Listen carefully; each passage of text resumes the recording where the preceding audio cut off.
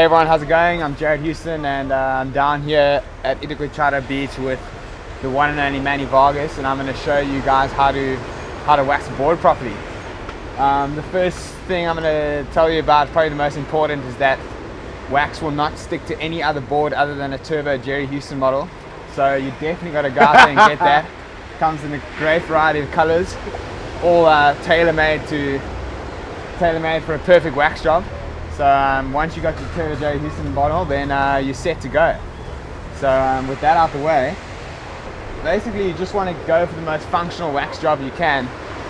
I see a lot of places around the world, wherever we go, we always see guys with some pretty out there wax jobs. It seems that people use wax to express themselves, and that's cool if you're into it, but if you're looking for something a bit more functional, then I think you're more after something in this line.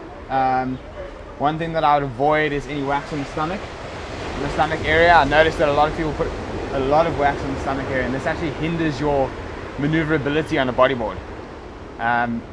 Me personally, when I get a new board, the first time I ride a board, I'll put maybe that much wax in the stomach. And that's the only time I ever wax the stomach, ever. I won't ever do it again. I'll pretty much put it on, rub it in nice and good, and the board will retain that, and that will actually and that will see you through. That's all you need to do. You don't really need much more in the stomach. Other than that, you can see how I put a lot of wax up here around the nose of my board. You want to wax anywhere your hands go, your elbows, anything that you really want grip with. So I mean, you'd start off, you're going to be going right, you put a little bit of wax on top of the board over here, where your hand folds over. Another good place to put wax is a little bit here, where the tip of your fingers go. So when you're riding a wave, your fingers have also got a bit of something to grip on there. Like you put it on nice and sticky, you can maybe rub a little bit of, maybe it's your nail like that, add a bit of texture, so that you've got something to grip onto there. And then you go from there, like the palm of your hand's going to be resting there. So you give yourself a nice little bit of something to work with over there. Cover that bit up nicely. The whole way down your elbow. Obviously, as much as you want, it's all about personal preference. There's no perfect amount to put on.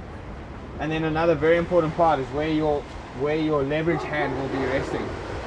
So when we're halfway down the board, I've got another great thing about my board is that I put these nice little channels there for you to actually know exactly where to wax. So you can stick a bit of wax on there. So good to go the whole way around the board, right around the rail. Your finger's going to wrap right the way around.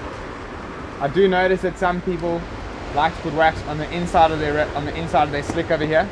I don't do it personally because I think that wax creates a bit of resistance on water, might slow the board down a tiny bit, although that might be complete garbage as well, but I just don't do it. I would take the risk. So yeah, whole way around the rail, and then you repeat that on this side as well. I think it's not completely necessary to wax your board after each surf or before each surf, but some people do prefer to do it just to be on the safe side. That's pretty much a wax job. That's what I use in any kind of condition all around the world.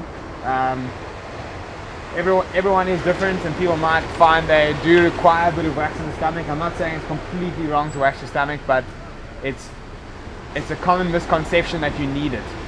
You don't actually need wax in the stomach as a prone rider. You definitely do want to be able to slide up and down the length of your board, but the last thing you want is your elbow sliding off your hands, because then you're going to lose all your control. So that's pretty much a prone wax job in a nutshell. One thing that I would probably recommend not doing, that a good friend of mine, Josh Cleave, seems to love, is to play Norton Cross on the deck. All that results is a big X across your whole wave riding career, so don't do that. But yeah, other than that, I think that we pretty much wrapped it up.